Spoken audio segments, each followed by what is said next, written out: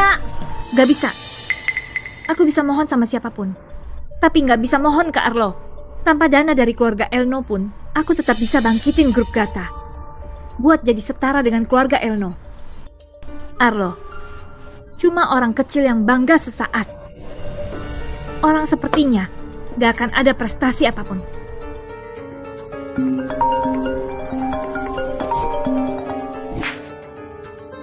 Halo, apa kau Nona Anya? Iya.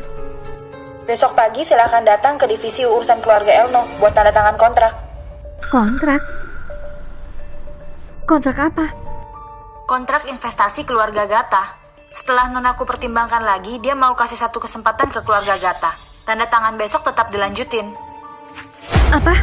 Maksudmu keluarga Elno gak batalin dana 100 triliunnya?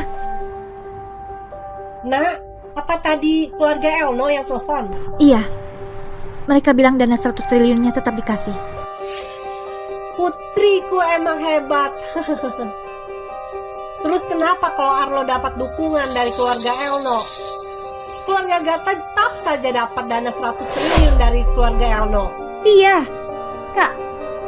Aku dengar sekarang Nona Dea yang berkuasa di keluarga Elno. Apa urusannya sama Nona Rea? Aku rasa Arlo itu cuma manfaatin Nona Rea buat ngada-ada. Aku sudah bilang, di hadapan kekuatan semua koneksi, gak ada gunanya. Kekuatan diri sendiri barulah dukungan yang terbesar. Arlo, gak akan pernah ngerti ini. Arlo, aku bakal bikin kau lihat gimana aku pimpin grup Gata bangkit dan gimana aku sampai ke puncak karir, serta hidup nyaman. Semoga saat itu, kau gak sesali pilihanmu hari ini. Sudah diurus? Sudah. Menurut perintah Anda, dana 100 triliun keluarga Gata sudah diatur. Setelah besok, keluarga Gata bakal jadi pebisnis hebat baru di 3 provinsi Barat Daya dan masuk daftar 100 perusahaan top. Pebisnis hebat baru? Itu semua gak ada artinya. Emangnya uang keluarga Elno bisa didapatin semudah itu? Nona, apa maksud Anda? Pak Arlo cuma suruh aku serahin dana 100 triliun ke keluarga Gata. Gak bilang harus dukung terus. Saya nggak ngerti, karena Anda sudah investasi ke keluarga Gata, kenapa Anda bilang begini? Bukankah Anya bilang dia pebisnis berbakat di Gura? Aku mau lihat, tanpa dorongan keluarga Elno, gimana keluarga Gata bisa dapat untung di Gura?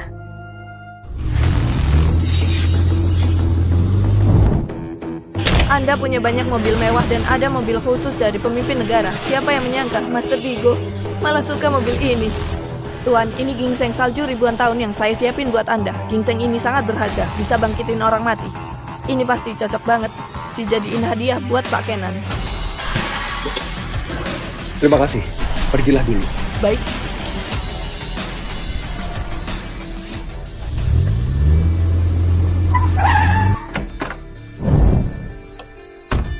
Gak sembarang mobil boleh parkir di depan hotel semewah ini. Kau bawa mobil sejelek ini cuma pantas parkir di bawah tanah. Kau nggak malu bawa mobil sejelek ini? Cepat, pinggirin mobil ini. Oh, astaga. Ternyata si menantu payah. Adik sepupuku, kau kesini bawa mobil sejelek ini. Orang yang nggak tahu bakal kira kau pemungut sampah. Aku bawa mobil apa?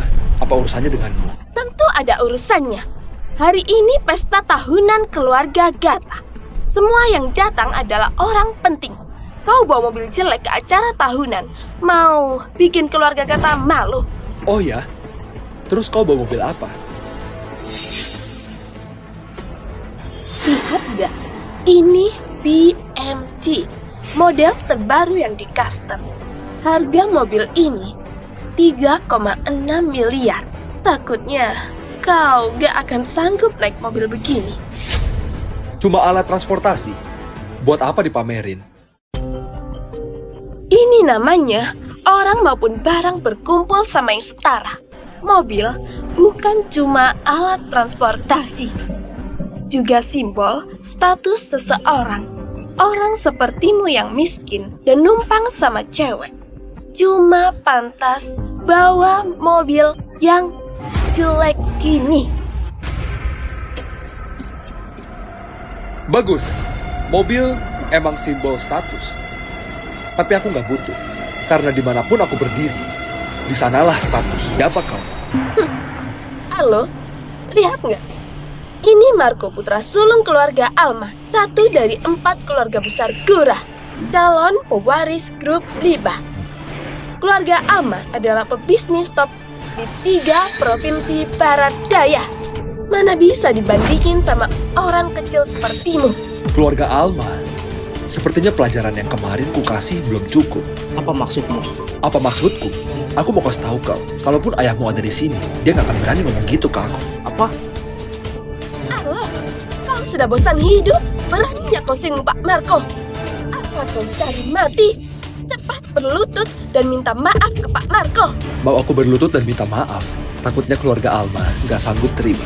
Keluarga Alma sudah lama pimpin transportasi air di 3 provinsi barat daya. Kami bisa bikin seseorang hilang dengan sangat mudah. Singgung keluarga Alma di Gura, ringannya patah tangan dan kaki.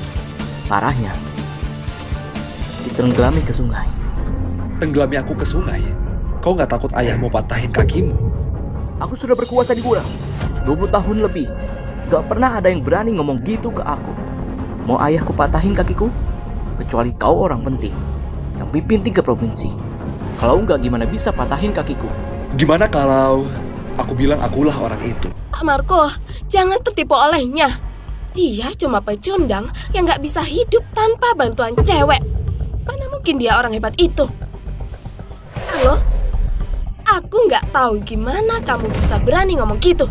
Jangan kira kau bisa macam-macam karena namamu juga Arlo. Pak Arlo adalah orang penting yang dihormati 4 keluarga besar. Pecundang sepertimu mana bisa nyamar jadi dia? Oh, aku kira sehebat apa. Ternyata cuma menantu payah. Pak Marco, kau nggak tahu. Dulu kalau bukan karena keluarga kami terima dia, mungkin dia lagi ngemis di suatu tempat. Dengar belakangan ini hubunganmu sama Anya nggak baik. Mungkinkah kau bakal diusir? Apa urusannya denganmu? Lihat, bahkan kau benar kan? Kau sudah nikah 3 tahun, tapi masih belum punya anak. Mungkinkah itu bermasalah? Perlukah aku kenalin anjingku padamu? Ya, kau bisa lampiasin. Ini Pak Marco kan? Beberapa hari nggak ketemu, kenapa malah bergaul sama orang rendahan? Vera, Colby, ngapain kalian kesini? Kami datang tentu buat ikut acara penyaksian Nona Dea Elno. Nggak seperti beberapa orang yang ribut sama beberapa preman. Hah? Acara penyaksian? Iya, kemarin Nona Dea sudah sampai di Gura dan bakal segera ketemu sama Master Digo. Kami datang buat bantu Nona Dea berhasil nikah. Selama hal ini berhasil, keluarga Seda dan Gino bakal mendominasi di Gura dan 3 provinsi. Keluarga Alma yang rendahan mana mungkin ngerti. Apa? Kau mau pukul aku? Vera, nggak usah perhitungan sama orang begini. Ayahnya dulu juga orang rendahan. Yang jadi kaya mendadak dengan andalin transportasi air dan masuk daftar 4 keluarga besar. Mana bisa dibandingin sama keluarga kita yang berumur 100 tahun. Kenapa kau ketawa? Aku ketawa karena kalian nggak sadar kekurangan sendiri. Beraninya kau hina aku. Apa kau tahu semua institusi medis keluarga Gino di Gura diurus oleh kami. Dengan perintah ayahku, aku bisa bikin kau kesulitan berobat. Keluarga Seda juga. Kalau ayahku bekuin semua rekening bankmu, kelak kau bakal jadi miskin dan hidup susah. Kalian emang anak kandung. Aku sudah pernah dengar perkataan ini. Tapi hari ini aku tetap saja berdiri di sini. Loh, apakah sudah gila? Tadi kau singgung Pak Marco, sekarang kau singgung Pak Colby dan Nona Vera. Kau mau singgung sama orang penting di Gura. Cepat berlutut dan minta maaf ke Pak Colby dan Nona Vera. Kau salah. Seharusnya mereka yang berlutut. Tahu? Bagus ya. Karena kau cari mati, ku penuhi kemauanmu. Pengawal? Colby, maaf. Ini nggak ada urusannya sama keluarga Gata. Kau boleh hukum dia sesuka hati. Tapi jangan libatin keluarga Gata. Keluarga Gata yang singgung Pak Arlo. Iya. Tamparan ini buat kasih kau pelajaran. Pak Arlo dihormati ke 3 provinsi. Singgung Pak Arlo cuma bakal mati. Mending keluarga Gata urus diri sendiri aja. Cepat pergi!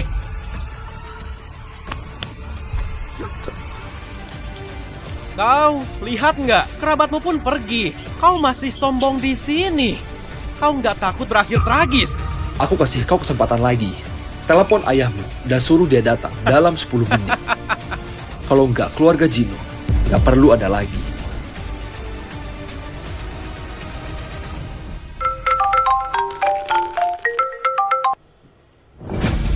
Siapa yang berani ganggu keluarga Gino? Ivan, ada apa? Colby telepon dan bilang, ada orang yang maki dia dan Vera. Orang itu bahkan gak memandang 4 keluarga besar. Siapa yang buta dan ganggu putriku? Suruh dia tunggu. Kita segera ke sana. Tunggu. Ada apa denganmu? Apa kalian lupa hal yang terjadi di pesta kemarin? Parlo paling benci penindasan. Kalau kalian belain anak kalian begitu saja, kalian gak takut disalahin Parlo. Kalau dia tahu. Biasanya Parlo sibuk banget. Mana ada waktu urusin masalah anak-anak?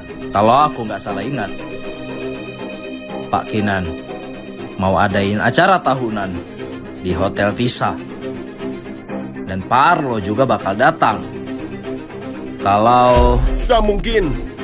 Meski anakku keras kepala, dia nggak bodoh, dia nggak mungkin singgung Pak Arlo. Iya, putriku pandai menilai orang. Kalau orang itu beneran Pak Arlo, emangnya dia nggak bisa kenalin? Joel, kau takut gini, nggak seperti gayamu. Oke. Karena kalian keras kepala, aku temani kalian. Kesana saja. Ayahku bakal datang 10 menit lagi. Kalau kau nggak mau mati terlalu tragis, mending kau patahin kedua lenganmu, biar nggak tersiksa. Aku peringatin kau ya, nenek moyang keluarga Seda adalah pejabat hukuman siksaan dan punya 100 macam cara buat siksa orang. Nanti kau bakal mati dengan tragis. Pak Colby, meski biasanya keluarga kita nggak akur, tapi kita tetap sama-sama 4 keluarga besar, benar kan? Hal yang terpenting saat ini adalah melawan orang luar ini. Kau cukup tahu diri. Aku sudah bilang, kalian gak akan bisa kabur. Termasuk kau. Waktu habis. Ayah, Om Glenn, akhirnya kalian datang. Marco. Ayah. Marco. Kasih tahu aku, kenapa kau ada di sini? Ayah, hari ini aku lewat di sini dan kebetulan lihat Colby dan Nona Vera. Tapi ada orang gila yang gak tahu diri yang bilang mau singkirin 4 keluarga besar dari Gura. Apa? Beraninya dia. Sepertinya kita ditekan Bima bertahun-tahun. Sembarang orang pun jadi nggak takut sama 4 keluarga besar. Aku mau lihat siapa yang sesombong itu. Gak tahu diri. Ayah? 3 kepala keluarga besar sudah datang. Kau juga termasuk beruntung. Cepat berbalik, berlutut dan mati. Benar! Kau bisa lihat wajah asli kami bertiga. Sudah bisa mati dengan tenang. Oh ya? Ivan, sehari gak ketemu. Kau semakin hebat ya.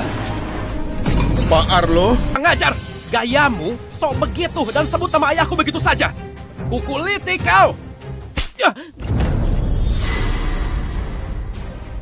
Ayah, kenapa ayah pukul aku? Kurang ajar. Kalau kau masih akui aku sebagai ayahmu, cepat berlutut dan minta maaf. Dia yang singgung keluarga Gino duluan. Kenapa aku harus minta maaf? Anak walat. Kalau kau nggak minta maaf, habislah keluarga kita. Apa? Aku, Ivan Gino, dari Gura. Hormat Pak Arlo. Aku lalai dalam mendidik anak dan dia jadi sangat buruk. Tolong Pak Arlo beri hukuman. Ayah! Om Ivan, ngapain Anda berlutut? Cepat berdiri, ayah, ayo bantu. Keluarga Seda dari Gura menghadap Pak Arlo. Tadi aku bilang, ayahmu datang pun harus berlutut dan tunduk padaku. Apa kau sudah percaya?